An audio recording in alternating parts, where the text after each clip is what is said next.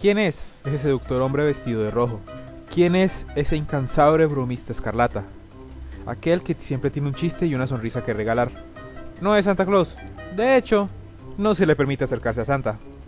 No es nadie más que el mercenario Bocazas, la versión barata de Wolverine.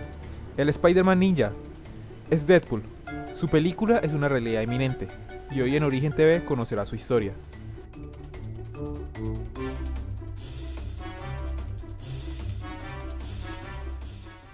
Deadpool aparece por primera vez en las páginas de Nuevos Mutantes número 98 del año 1999, creado por Rob Liefeld y Fabián Nicieza.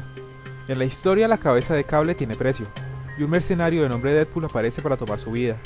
Agresivo, armado hasta los dientes, cubierto de pies a cabeza de rojo y con un sentido del humor poco convencional. Eventualmente Deadpool es derrotado por el equipo.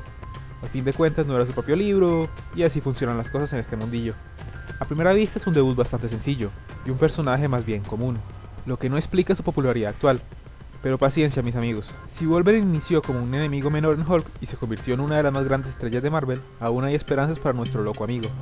Los fanáticos más leales se habrán dado cuenta de la increíble similitud entre este personaje y uno de la casa rival, nadie más ni nadie menos que Deathstroke de Terminator, un villano de DC Comics que puedes conocer de los Jóvenes Titanes o de Arrow.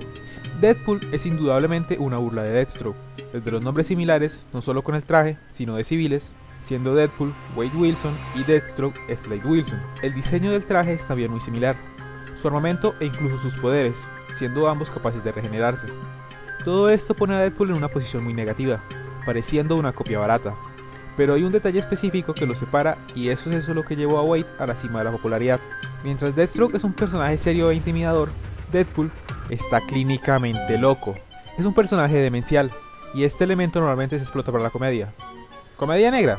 Sí, pero comedia.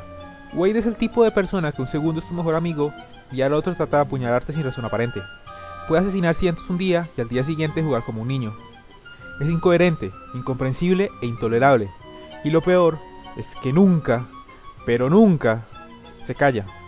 Y en medio de su locura se ha dado cuenta de algo que nadie más en su mundo sabe.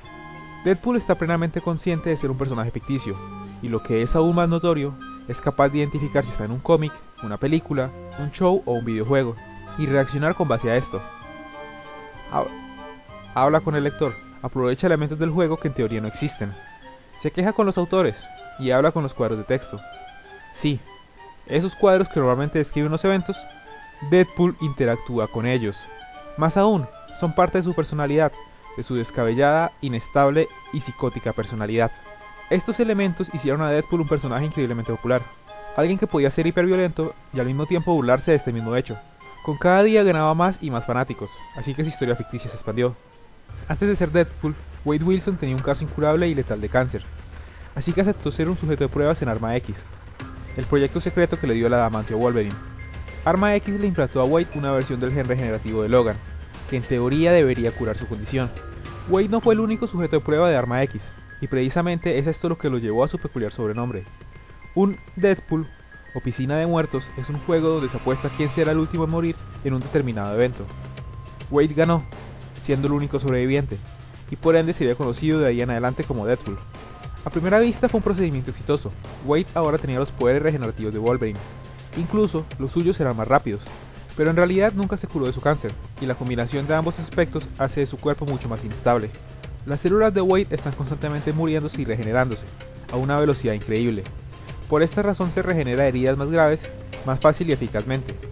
Pero a su vez, su cuerpo está cubierto de laceraciones y cicatrices, y su cerebro es increíblemente inestable, siendo que en términos sencillos, está permanentemente dañándose y reparándose. Deadpool será un luchador virtuoso, un experto en armas de fuego y una fuerza básicamente imparable, pero también es demasiado incontrolable y desequilibrado para básicamente cualquier tarea.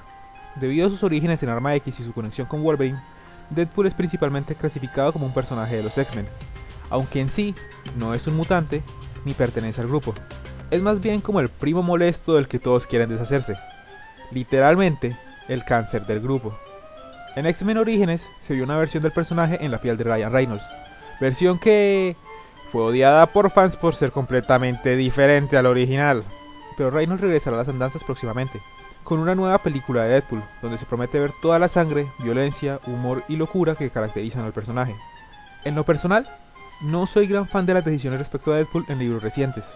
y creo que su popularidad desmesurada terminó por afectar al personaje.